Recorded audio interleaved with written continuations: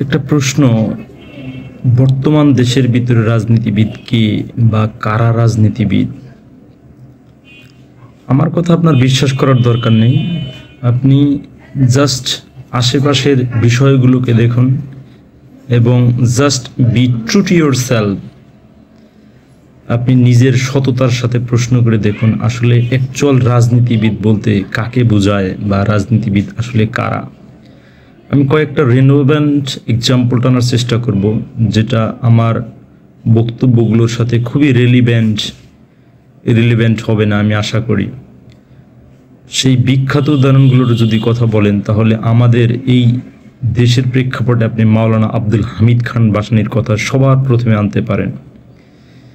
তিনি জন্মগ্রহণ করেছিলেন একজন হাজী শরাফত আলীর গড়ে। তার বাবা হাজী ছিলেন, ওই সময়ের হাজী ছিলেন এবং অনেক শিক্ষিত মানুষ ছিলেন, যদিও তিনি 40 বছরের আগেই মৃত্যুবরণ করেছিলেন।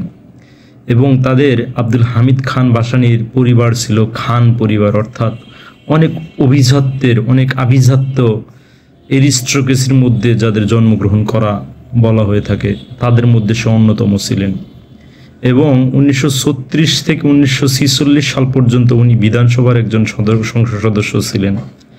এরপরে আপনার আওয়ামী লীগের প্রথম প্রতিষ্ঠাতা সভাপতি ছিলেন, যেটা কল্পনাই করা যায় না যে কত বড় সংগঠন, সেই সংগঠনের প্রতিষ্ঠাতা সভাপতি ছিলেন। 1954 সালে উনি পাকিস্তানের সংসদ সদস্য ছিলেন, 54 থেকে 55 সালে। এরপরেও 1970 সালে নির্বাচন বয়কট করেছিলেন বিশেষ একটি কারণে, সেটা হলো উনি সারা বাংলায় প্রচার করেছিলেন যে এই যে 1970 সালের নির্বাচন, এই নির্বাচনটা শুধুমাত্র পাকিস্তানের ক্ষমতাকে খুব কঠিনভাবে পাকাপোক্ত করার জন্য এই নির্বাচনের আয়োজন। কিন্তু আমাদের তথাকথিত খুব নামি দামি নেতা যাদের আমরা বঙ্গবন্ধু বলে জানি, উনিও কিন্তু 1970 সালে নির্বাচনে গিয়েছিলেন, কারণ অনেক ভূমিধ্বস বিজয় নিয়ে এসে উনি পাকিস্তানের প্রধানমন্ত্রী হবেন বলে। কিন্তু যা হবার হলো, পরের ইতিহাস নিশ্চয়ই আপনারা সকলেই জানেন যে আসলে ওই নির্বাচনটা অনুষ্ঠিত হয়েইছিল পাকিস্তানের ক্ষমতাকে পুঞ্জীভূত করে ধরে রাখার জন্য। যাই হোক, 1973 সাল থেকে উনি 75 সালের সংসদ সদস্য ছিলেন। এই যে আমি এতগুলো সংসদ সদস্য প্রায় 4-5 বার বললাম, এর একমাত্র কারণ হলো আপনি হিসাব করে দেখুন, উনি চারবারের সংসদ সদস্য ছিলেন। উনি একটানা আসাম বিধানসভার সংসদ সদস্য ছিলেন 10 বছর। উনি কি পরিমাণ সম্পদ অর্জন করেছে হিসাব করে দেখেন। এবার উনি নিজে লাকড়ি দিয়ে রান্না করে ভাত রান্না করত এবং ওনার ছেলে মেয়ে বা ওনার চাচা চাচি যারা ছিল, যাদের অধীনে মানুষ হয়েছিলেন, তারা প্রত্যেকেই খান পরিবারের সদস্য, কিন্তু কারোই কোনো অ্যাসেট ছিল না। আপনি একটু লক্ষ্য করে দেখেন রাজনীতি তারা কি পরিমাণ রাজনীতিকে ভালোবেসে করছে। উনি লেখাপড়া করেছিলেন মাদ্রাসায়, বিখ্যাত মাদ্রাসা ভারতের দারুল উলুম দেওবন্দ মাদ্রাসা, যেটা সারা বিশ্বে ব্যাপক সুনাম অর্জন করেছে। সেই মাদ্রাসায় লেখাপড়া করেছেন, প্রাথমিকভাবে শিক্ষা লাভ করে সিরাজগঞ্জ উনি ধানগড়া গ্রামে জন্মগ্রহণ করেছিলেন। সেখান থেকে তার লেখাপড়া, তার রাজনৈতিক অ্যাক্টিভিটি এবং তার পরিবারের আভিজাত্য, এসব কিছু আপনার কাছে বিলীন হয়ে যাবে তার যদি আপনি জীবন উপভোগ করা বিষয়টা দেখেন, যে উনি নিজের চুলায় নিজে রান্নাবান্না করত এবং এই যে হেঁটে চলতো বাংলাদেশের পশ্চিম থেকে পূর্ব, দক্ষিণ থেকে উত্তর, আপনি যেদিকেই বলেন উনি হেঁটে বেড়াতো, চিড়ামুড়ি গুড় নিয়ে বের হয়ে যেত। এবং কৃষকদের মাঝে যে পরিমাণ পপুলারিটি গেইন করেছিল, শুধুমাত্র কৃষকদের কাছে যদি উনি 1 পয়সা 10 পয়সা করেও নিতেন, তাহলেও কিন্তু এই সময়ে 100-200 কোটি টাকার মালিক থাকার কথা ছিল তার পরিবার। অথচ দেখেন আজকে তার আমরা সিলসিলা জানিই না। এটা হলো রাজনীতিবিদ। আমরা আজকে যারা রাজনীতি করতেছে, ঢঙের রাজনীতি, ভঙের রাজনীতি করে, তাদের ছেলেমেয়েরা দেখবেন সব বিদেশে লেখাপড়া করে। আমার প্রশ্ন হলো তারা এত টাকা কোথায় পায়? এই যে বাংলাদেশের হাজার হাজার কোটি টাকার দুর্নীতি, লক্ষ কোটি টাকার দুর্নীতি, এই দুর্নীতির যদি আপনি সুষ্ঠুভাবে তদন্ত করেন, ট্রান্সপারেন্সির মাধ্যমে তদন্ত করেন, দেখবেন এদেশের প্রতিটি রাজনীতিবিদ কঠিনভাবে জড়িত আছেন। আজকে আপনি রাজনীতিবিদ কারা? রাজনীতি করার মানেই হলো আপনি ন্যায়কে ন্যায় বলতে পারবেন না, অন্যায়কে অন্যায় বলতে পারবেন না। অর্থাৎ আপনি যে এলিতে আছেন, আপনি যে সঙ্গে বসবাস করেন, যে দলে বসবাস করেন, যে দলে কাজ করেন, সেই দলে অন্যায় করলে আপনি সমর্থন করবেন, ন্যায় করলে আপনি সমর্থন করবেন। রাজনীতি মানে কি এটা? এটা কি রাজনীতি বলা হয়? এটা কি পলিটিক্স? আপনি দেখেন, আজকে আমরা যারা রাজনৈতিক কর্মী ছিলাম ছোট্ট ছাত্র, ইউনিভার্সিটি ছাত্র লেভেলে, তারাই আজকে আমাদের ইনসাল্ট করে যে তুমি নাকি রাজনীতি কর্মী ছিলা, কিন্তু তুমি তো এদের বিপক্ষে যা কথা বলতেছো। আপনি হিসাব করে দেখেন রাজনীতিকেরা কি মনে করতেছে। রাজনীতি মানে আপনার ওই আলিতে থাকতেই হবে। অথচ দেখেন মাওলানা ভাসানী দেখিয়ে গেল যে উনি আওয়ামী লীগের প্রতিষ্ঠাতা সভাপতি ছিল। উনি 5 বছর 7 বছর যাইতে না যাইতে দেখলো যে ওনার দলের ভিতরে ভাঙন শুরু হয়েছে। ওনার দলের ভিতরে যে আদর্শ লক্ষ্য নিয়ে উনি আওয়ামী লীগ প্রতিষ্ঠা করেছিলেন, সেই আদর্শ এবং লক্ষ্য থেকে বিচ্যুত হয়েছে, ডিরেল হয়েছে। উনি আওয়ামী লীগ ত্যাগ করলেন 1955-56 সালের ঘটনা। আপনি হিসাব করে দেখেন। শুধু কি তাই, উনি বারংবার বিভিন্ন দল গঠন করার চেষ্টা করেছেন, মানুষের মধ্যে ম্যাসিভ স্পেকুলেশন ঘটানোর চেষ্টা করেছেন, মানুষের অধিকার নিয়ে কথা বলেছেন। কিন্তু আজকের সমাজে কি হচ্ছে দেখেন। আপনি যদি দলীয় কমান্ডের বাইরে গিয়ে কথা বলেন, আপনার সংসদ সদস্য পদই থাকে না। এটা কি রাজনীতি? এটা কি রাজনীতি হচ্ছে? আর প্রত্যেকটি এমপি মন্ত্রী তারা চিন্তায় থাকে, আমি যদি এই পক্ষ এই সত্য কথাটা যদি বলি তাহলে আমার পথ থাকবে না। আরে ভাই, তাহলে আপনি কিসের রাজনীতিবিদ হলেন? রাজনীতিবিদ হয়ে সমাজের কথা বলতে পারেন না, দেশের কথা বলতে পারেন না, সমাজের কথা বলতে পারেন না, আপনি ন্যায়ের কথা বলতে পারেন না, আপনি কিসের রাজনীতিবিদ হলেন? আপনি রাজনীতিবিদ কিভাবে নিজেকে ডিক্লার করেন? আপনি তো একাকী রাজনীতিবিদ ডিক্লার করতে পারেন না। আজকে দেখেন আন্দালিব রহমান পার্থর মতো মানুষ, যার 14 গোষ্ঠীর মধ্যে আওয়ামী লীগের সাথে জড়িত, তাকে আজকে রিমান্ডে যেতে হয় নাশকতার মামলায়। আপনি চিন্তা করতে পারেন, এর মতো ক্লিন ইমেজের মানুষ অন্তত আমার এই 35-40 বছরের জীবনে আমি দেখিনি এত ক্লিন ইমেজের একটা মানুষ থাকতে পারে। অথচ সে নাশকতার মামলায় আটক এবং রিমান্ডে আছে। চিন্তা করতে পারেন আপনি? চিন্তা করতে পারেন না। উনি শুধুমাত্র ন্যায়ের কথাগুলো বলছেন, শুধুমাত্র অন্যায়ের বিপক্ষে কথাগুলো বলছেন, যার কারণে আজকে তারা এই পরিস্থিতি। রাজনীতিবিদ কারা? নূরের মতো মানুষ আজ পর্যন্ত 5-7 বছর হলো দেখলাম যে শুধু মার খেতেই আছে, খেতেই আছে, খেতেই আছে। সে কখনো মারতে পারে এরকম ইতিহাস আমরা দেখলাম না। অথচ সে নাশকতার মামলায় আটক এবং রিমান্ড কি জাতা রিমান্ড? মানে মানুষকে মাথার ভিতরে পিস্তল ধরে যদি আপনাকে কোনো স্বীকারোক্তি করতে বলা হয়, সে তো বলবে, সে তো স্বীকার করার চিন্তা করবে। কিন্তু এই রাজনীতিবিদরা তারা করে না। এরা হলো রাজনীতিবিদ, এরা হলো সত্যিকারের পলিটিশিয়ান, এরা হলো সত্যিকারের পলিটিশিয়ান। কিন্তু আমরা সেই সমস্ত পলিটিশিয়ানদের ইভালুয়েট করতে পারি না আজকের সমাজে। আজকে দেখেন আপনি হিসাব করেন, দক্ষিণ আফ্রিকার আপনি নেলসন ম্যান্ডেলার কথা বলেন। নেলসন ম্যান্ডেলা কি করেছিলেন? 25 বছর একটা নীতিকে প্রতিষ্ঠিত করার জন্য উনি জেল খেটেছিলেন। এবং ওই একই বিষয় যখন 25 বছর পরে সে প্রতিষ্ঠিত হয়ে গেল সমাজের মধ্যে, দেশের মধ্যে, উনি এই একই বিষয়ের জন্য নোবেল পেলেন। রাজনীতিবিদ দেখেন। আপনি বারাক ওবামার দিকে দেখেন, যদিও বারাক ওবামা অনেক কন্ট্রোভার্সি আছে, উনি নোবেল পাওয়ার যোগ্য না, কিন্তু তার কাজগুলো আপনি দেখেন। সে তো এখন উস্কানি দিতে পারতো, ইনস্টিগেট করতে পারে। তাদের যে ডেমোক্রেটিক সিস্টেম, তাদের যে পার্লামেন্টারি সিস্টেম, সেটা আমাদের বাংলাদেশ থেকে অনেক দূরে, যার কারণে হয়তো তারা নাক গলাতে পারেন। কিন্তু তাদের ভিতরে স্বচ্ছতা দেখেন, তাদের কথা বলার ঢং দেখেন, তাদের বাচন ভঙ্গি দেখেন। আপনি সেদিকটা দেখলে দেখবেন যে ওই সমস্ত রাজনীতিবিদের সাথে আমাদের বর্তমান সমাজের কোনো রাজনীতিবিদ মেলাতেই পারবেন না আপনি। রাজনীতিবিদ কারা? প্রশ্ন থাকে। আমরা আজকে পতাকা বিক্রি করতেছি সার্বভৌমত্বের নাম করে। আমাদের দেশের ভিতরে যা হচ্ছে সারা বিশ্বের প্রত্যেকটি নেতা জানে, কিন্তু নেতারা কোনো কমেন্ট করবে না, নেতারা কোনো বয়ান দিবে না। কি কারণে? বয়ান দিলে তারা এলিট থেকে বেড়ে চলে যায়। তার যে সঙ্গ আছে, তার যে গোত্র আছে, সে যে একটা পলিটিক্যাল বেইল মেনটেন করে, সেই পলিটিক্যাল বেইলের মধ্যে থাকতে পারতেছে না। এটা কি রাজনীতিবিদ? আমাদের সমাজ, আমাদের দেশ, আমাদের বিশ্ব ব্যবস্থা ভেঙে পড়েছে। আমরা গ্লোবালাইজেশন নাম বলছি যে পৃথিবীকে অনেক ছোট্ট করেছে, কিন্তু পৃথিবীর ভিতরে ইনজাস্টিসে ভরপুর। সেই সমস্ত ইনজাস্টিস নিয়ে আজকে আমরা কথা বলতে পারি না। আজকে আমরা কথা বলতে পারি না আমাদের পেটের দায়, আমাদের বিজনেসের দায়। আমরা যেই সমস্ত কর্ম করতেছি, সেই সমস্ত কর্মের ভয়ে আমরা কাজ করতে পারছি। আপনি কি সত্যিকার অর্থেই রাজনীতিবিদ? আপনি কি সত্যিকার অর্থেই বিবেকবান মানুষ? কনসায়েন্স আপনার মধ্যে আছে? আপনার ভিতরে যদি কনসায়েন্স থাকতো তাহলে তো আপনি এই কাজগুলো করতে পারেন না, আপনি প্রতিবাদ করতেন। একটা সিম্পল একটা বিষয় যে আন্দোলন, কোটা সংস্কারের আন্দোলন, সেই আন্দোলনকে আমাদের স্বয়ং দেশের প্রধানমন্ত্রী পর্যন্ত কলঙ্কিত করে ফেলেন। এবং আমাদের দেশের মন্ত্রীগুলো হয়েছে, আমি 100% গ্যারান্টি দিয়ে বলতে, একটা মন্ত্রী হওয়ার যোগ্য না। এরা APS বা PS হওয়ার যোগ্য, এরা কিভাবে মন্ত্রী মানে মিনিস্টার, মন্ত্রী এরা বুঝে? আমার তো মনে হয় না বুঝে। বুঝলে তাদের যে ছাত্রদের সাথে কথা বলার ধরন ছিল, তাদের যে নরমস অ্যাটিটিউড দেখানোর কথা ছিল, সেটা দেখতে দেবেন। এরা তো পলিটিশিয়ান না। পলিটিশিয়ান বলতে কারা বোঝে? পলিটিশিয়ান মানুষের কষ্টে তারা কষ্ট পাবে, প্রয়োজনে সংসদ সদস্য থাকবে না, প্রয়োজন তারা ক্যাবিনেট মেম্বার থাকবে না, তারাই তো পলিটিশিয়ান। যেটা মাওলানা ভাসানী দিয়ে রেখে গেছে। আজকে মাওলানা ভাসানীকে নিয়ে আমাদের কোনো চর্চা নেই এই সমাজের মধ্যে। আজকে আমি বা আপনি যদি মাওলানা ভাসানীকে ফলো করি, দেখবেন যে আপনি আর আমি জেলের কারাগারে চলে যাব, আমাদের বিভিন্নভাবে নির্যাতন করা হবে। তাহলে আমাদের দেশের ভিতরে রাজনীতিবিদ বেড়ে উঠবে কিভাবে আপনি বলেন?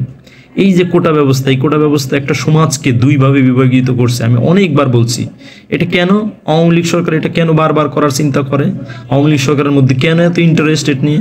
কারণ এই সমাজকে যদি ভাগ করে নিতে পারে বা কোটারে যদি কিছু মানুষকে ভাগ করে নিতে পারে, তাহলে এই সমস্ত মানুষগুলো তাকে ডিফেন্স করবে, সারা জীবন তাকে ডিফেন্স করবে। আপনি বাঁচবেন কত বছর, আপনার হায়াত কত বছর?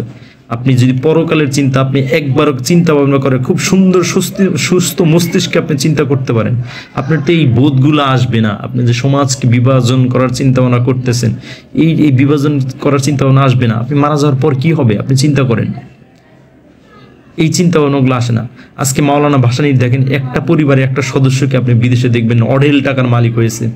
আমাদের রাজনীতিবিদরা কি করছে দেখেন, হাজার হাজার কোটি টাকা, লক্ষ লক্ষ কোটি টাকা বিদেশে নিয়ে পাচার করে সুখে সমৃদ্ধিতে বসবাস করতেছে। আর আজকে যেই সমস্ত অফিসাররা, পুলিশের অফিসার, র্যাবের অফিসার, আর্মির অফিসার, যেই সমস্ত অফিসাররা কথা বলে, এরা রাজনৈতিক বয়ান দেয়। আরে ভাই, আপনি সার্ভিসে আছেন, আপনি সার্ভিসে থেকে কিভাবে রাজনৈতিক বয়ান দিতে পারেন? আপনি বড়জোর আপনি ন্যায়ের পক্ষে কথা বলতে পারেন, অন্যায়ের বিপক্ষে কথা বলতে পারেন, কিন্তু আপনি তো রাজনৈতিক বয়ান দিতে পারেন না। আপনি বিএনপি নিয়ে কথা বলতে পারেন না, আওয়ামী লীগ নিয়ে কথা বলতে পারেন না, শিবির নিয়ে কথা বলতে পারেন না, ছাত্রদল, ছাত্রলীগ নিয়ে কথা বলতে পারেন না। আপনার পাশেই ছাত্রলীগের সদস্যরা আপনার পক্ষে কাজ করতেছে যুদ্ধের মাঠের মতো, আপনি তাকে নাশকতার জন্য কোনো কথা বলতেছেন না। আপনার সামনে যে আসতেছে তাকে নাশকতার মামলায় জড়াই দিচ্ছেন। আপনার প্রতিটি ঘরে ঘরে যা সার্চ করতেছেন, তাহলে কি এটা রাজনৈতিক?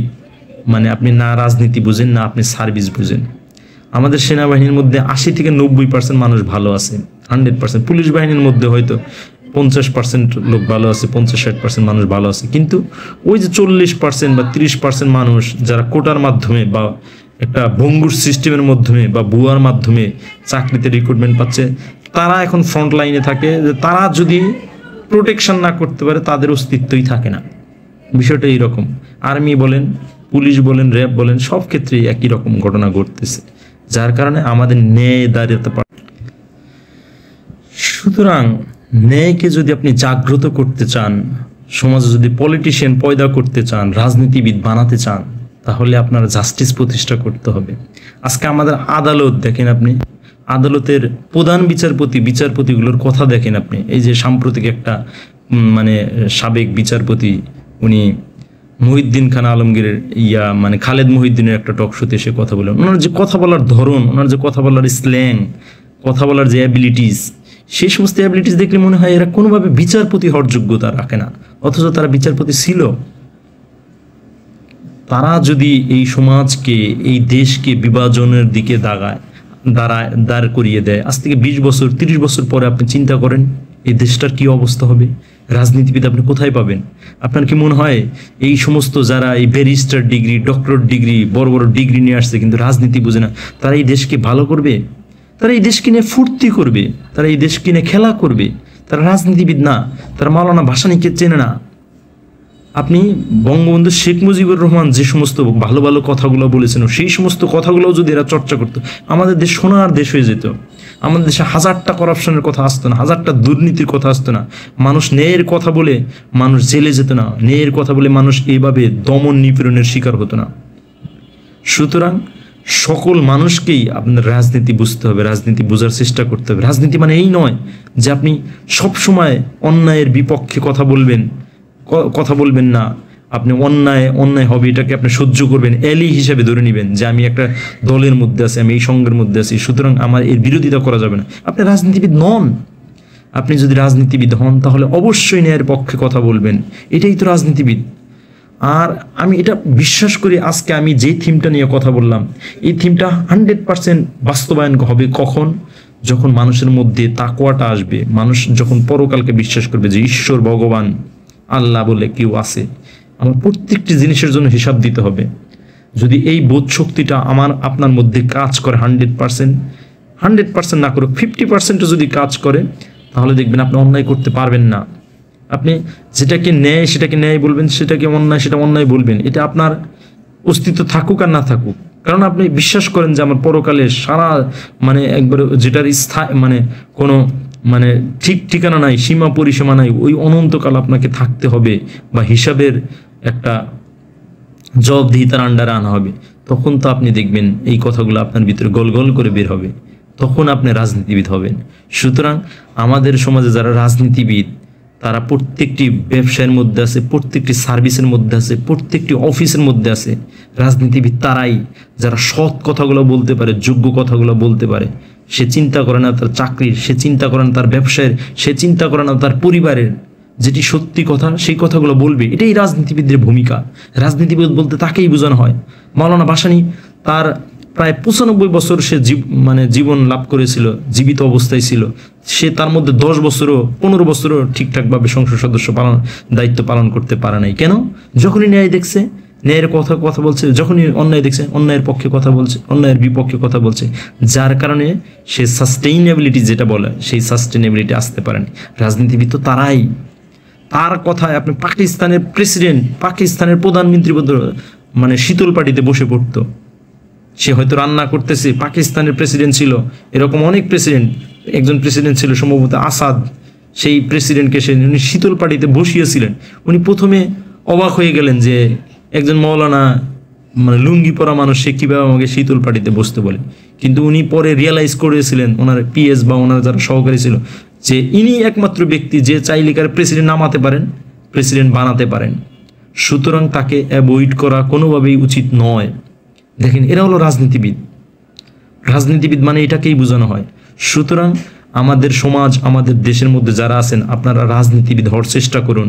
আপনারা যদি রাজনীতিবিদ হন, তাহলে এই সমাজের মধ্যে যত ইলউইল আছে, যত আপনার ক্রিমিনাল অ্যাক্টিভিটিস আছে, সেই সমস্ত ক্রিমিনাল অ্যাক্টিভিটিস দূর হয়ে যাবে এবং দেখবেন আমাদের সমাজের মধ্যে সুষ্ঠু ব্যবস্থা জারি হবে। আমাদের দেশের নির্বাচন স্বচ্ছ হবে, আমাদের দেশের প্রত্যেকটি অফিস আদালত স্বচ্ছ হবে। এই দেশে হাজার হাজার লক্ষ লক্ষ মানুষ, প্রায় 2 কোটি মানুষ বিদেশে থাকে। সেই সমস্ত মানুষের যে রেমিটেন্সের টাকা, সেই টাকাটাও দেখবেন যৌক্তিকভাবে আমরা খরচ করতে পারবো। তখন আমাদের দেশের মধ্যে দেখবেন একটা ভারসাম্য চলে আসবে। দেখবেন বস্তিতে মানুষ বসবাস করবে না, মানুষ রাস্তায় বসবাস করবে না। অনেকেই বলতে পারেন ফ্যান্টাসি হতে পারে, না এটা ফ্যান্টাসি, দিস ইজ রিয়ালিটি। আমাদের দেশে অনেক সম্পদ আছে, সেই সম্পদগুলো আমাদের পলিটিশিয়ানরা নষ্ট করতেছে, যারা নামমাত্র কথিত politician, so called politician. Actual politician থাকলে এই দেশ আপনি আমেরিকাকে ছাড়িয়ে যাবে, সুইজারল্যান্ডকে ছাড়িয়ে যাবে, এই দেশের যে অ্যাসেট আছে। কিন্তু আমাদের সত্যিকারের যারা রাজনীতিবিদ, তাদের উঠে দাঁড়াতে পারতেছে না। তারা মেম্বার ইলেকশন করতে পারে না, চেয়ারম্যান ইলেকশন করতে পারে না, যেখানে লক্ষ লক্ষ কোটি টাকা মানুষকে দিয়ে আপনি ইলেকশন করতে হয়। হয় আপনার নমিনেশন নেওয়ার জন্য হাজার হাজার কোটি কোটি টাকা দিতে হতেছে, না হলে যা এলাকায় প্রত্যেকটি গ্রামে গ্রামে টাকা ছড়াতে হতেছে। আর আমাদের সাধারণ মানুষের মধ্যে অ্যাওয়ারনেসটা এতটাই কম। অ্যাওয়ারনেসটা থাকবে কিভাবে? যখন দেখে যে শিক্ষিত মানুষ, সে 30-40 বছর লেখাপড়া করে বিভিন্ন ডিগ্রি মিগ্রি নিয়ে সংসদ সদস্য হয়ে হাজার হাজার কোটি টাকা জন্ম দিচ্ছে, সে সুস্থ কেমনে থাকবে? তার ভিতরে ট্রান্সপারেন্সি কেমনে আসবে? সে সৎ কেমনে হবে? সে চিন্তা করবে 5,000 টাকা যদি নির্বাচনের আগে খেতে পারে সেটাই তো ভালো। তাহলে আমাদের রাজনীতিবিদ বেড়ে উঠবে কিভাবে? আপনি একটু হিসাব করে দেখেন। রাজনীতিবিদ বেড়ে উঠতে হলে তো একটা সুস্থ পরিবেশ দরকার। আমাদের দেশের ছেলেমেয়েরা দেখবেন বিশ্বের প্রায় সব পার্লামেন্ট দখল করতেছে, কারণ তাদের ভিতরে ট্যালেন্ট আছে, তাদের ভিতরে ক্যালিবার আছে। সেই ক্যালিবারগুলোকে জাগ্রত করে তারা বিশ্বের বিভিন্ন পার্লামেন্ট কাঁপাচ্ছে। অথচ বাংলাদেশের পার্লামেন্টে চোর বাটপাড় দিয়ে ভরে গেছে। বাংলাদেশের PSC service commission, public service commission, সেটা দুর্নীতিতে চ্যাম্পিয়ন হয়ে গেছে। আমাদের পুলিশ বাহিনী দুর্নীতিতে চ্যাম্পিয়ন হয়ে গেছে। বাংলাদেশে each and every sector is corrupted officially. আপনি দেখেন, অফিসিয়ালি কাউন্ট করলাম, আমি অফিসিয়ালি বললাম। এটা ওরালি আপনারা যতটা জানেন তার চাইতেও বেশি। আমরা যেটুকুন স্যাম্পল দেখি, আপনারা কি মনে করেন যে একটা দুর্নীতি যখন বের হয়, ওই দুর্নীতির জন্য এককভাবে কোনো ব্যক্তিকে দায়ী? না, এটা দায়ী হতে পারে না। বেনজির হাজার হাজার লক্ষ লক্ষ কোটি টাকা কামাই করছে, সে কি একা করতে পারছে? সে তো একটা নির্বাহী পোস্টে ছিল। সে যেই সমস্ত মানুষগুলোকে দিয়ে করেছে, সেই সমস্ত মানুষগুলোকে আপনি বের করার চেষ্টা করেন। কয়েকদিন আগে প্রথম আলোতে একটা রিপোর্ট হয়েছিল যে করাপশন বাই কলিউশন, অর্থাৎ আপনার যোগ সাজসে যে দুর্নীতি, যেই যোগ সাজসে যে দুর্নীতিগুলো হচ্ছে, এখানে অনেকগুলো মানুষ আছে, সব মানুষকে আপনি ফাইন্ড আউট করেন। যদি একটা ঘটনাকে আপনি স্যাম্পল হিসেবে দাঁড় করাতে পারেন এই দেশের ভিতরে, সব ধরনের করাপশন, সব ধরনের ইলউইল ক্রিমিনাল অ্যাক্টিভিটি এখান থেকে ইরাডিকেট হয়ে যাবে, চলে যাবে, থাকবে না।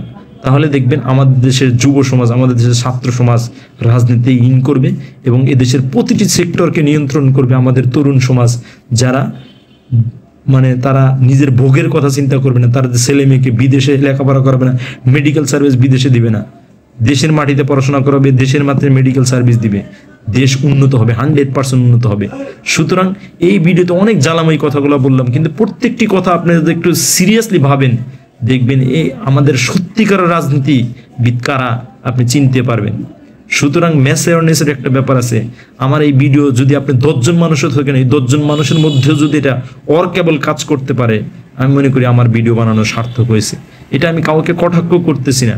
যারা আগের পলিটিশিয়ান তাদের ভিতরে এই জিনিসগুলো এখনো ঢুকবে না, তারা হয়তো চিন্তা করবে এই ভিডিও বানানোর পরে তাকে কিভাবে আটক করা যায়, কারণ সৎ কথাগুলো বলতেছে, সৎ কথাগুলো তার গায়ে লেগে যাবে। কিন্তু একবার চিন্তা করবে না এই কথাগুলো তো সত্যি। এই কারণেই তো আমাদের দেশটা ডিরেইল হয়ে গেছে, এই কারণেই আজকে আমাদের তরুণ সমাজ রাজনীতি বিমুখ হয়ে যাচ্ছে। আন্দালিব রহমান পার্থর মতো মানুষ, বিপি নুরের মতো মানুষ, জুনায়েদ সাকের মতো মানুষ, যারা ভালো ভালো পলিটিশিয়ান, আওয়ামী লীগের মধ্যে ভালো পলিটিশিয়ান, এই সমস্ত পলিটিশিয়ানগুলো আমাদের সমাজ থেকে হারিয়ে যাচ্ছে। এর একটাই কারণ, সেটা হলো আমাদের প্রতিটি সেক্টর করাপ্টেড হয়ে গেছে, প্রতিটি সেক্টর করাপ্টেড হয়ে গেছে। আর আমাদের রাজনীতি স্বচ্ছ না, আমাদের গণতন্ত্র স্বচ্ছ না, আমাদের ইলেকশন স্বচ্ছ না। আপনি এই জিনিসগুলো স্বচ্ছ করেন, আপনি পরকালেও শান্তিতে থাকবেন, আপনি এই জগতেও শান্তিতে থাকবেন, মানুষের ভালোবাসা নিয়ে মরতে পারবেন, মানুষের ভালোবাসা নিয়েই আপনি এই দুনিয়া ত্যাগ করতে পারবেন। হ্যাঁ, এটা তো সত্যি কথা যে আপনি যদি এই কাজগুলো করেন, এই কাজগুলোর মানেই তো আল্লাহ তাআলা যে জন্য আপনাকে সৃষ্টি করেছিলেন, সেই সৃষ্টির যথাযথ মূল্যায়ন আপনি করতে পারছেন এবং আপনার ব্রেনকে সৎ উপায়ে সদুত্তর দিতে পারছেন, হ্যাঁ, সুবুদ্ধি দিয়ে কাজ করতে পারছেন, সেই জিনিসটা বাস্তবায়ন হবে। এই সমস্ত কাজগুলো যদি আমরা ফ্রুটফুলি করতে পারি, এটাতে যেমন আমার রেসপন্সিবিলিটি আছে, আপনারও রেসপন্সিবিলিটি আছে। এই রেসপন্সিবিলিটিগুলো সুন্দরভাবে মেনে চলার চেষ্টা করুন, দেখবেন আমাদের দেশ সুন্দর হবে। আজকে আমাদের দেশের ভিতরে কত কত সমস্যা আপনি দেখেন, আপনাকে যদি ভিডিও আকারে দেখানো যায়, এই সমস্যা হাজার হাজার লক্ষ লক্ষ ঘন্টা দিয়ে আপনি শেষ করতে পারবেন না। সুতরাং আপনি যেই সমস্ত রাজনীতিবিদের যে সমস্ত কোয়ালিটি থাকা দরকার, নেলসন ম্যান্ডেলার মধ্যে যে সমস্ত কোয়ালিটি ছিল, এক মাওলানা আব্দুল হামিদ খান ভাসানী কেউ যদি রিসার্চ করে, তার যদি নীতি এবং আদর্শকে বিশ্বাস করে কেউ, 100% এই দেশের ভিতরে সব ধর্মের মানুষ, সব ধরনের মানুষ সুখী সমৃদ্ধ জীবনযাপন করতে পারবে, যেখানে পলিটিশিয়ানরা হবে সবচেয়ে দুস্থ মানুষ, সবচেয়ে গরিব মানুষ। আজকে যেই জিনিসটার বিপরীত ঘটনা ঘটবে। ভিডিওটা অনেক বড় হয়ে যাচ্ছে, আমি বিশ্বাস করি যে কথাগুলো বলছি, এই কথাগুলো 5 জনের মধ্যেও যদি কাজ করে, সেটা আমার এই যে এত পরিশ্রম, আমার এই যে রিসার্চ ওয়ার্কের মাধ্যমে যে কথাগুলো, সেই কথাগুলো খুব অ্যাক্টিভভাবে কাজে দিবে বলে আমি বিশ্বাস করি। ধন্যবাদ সকলকে।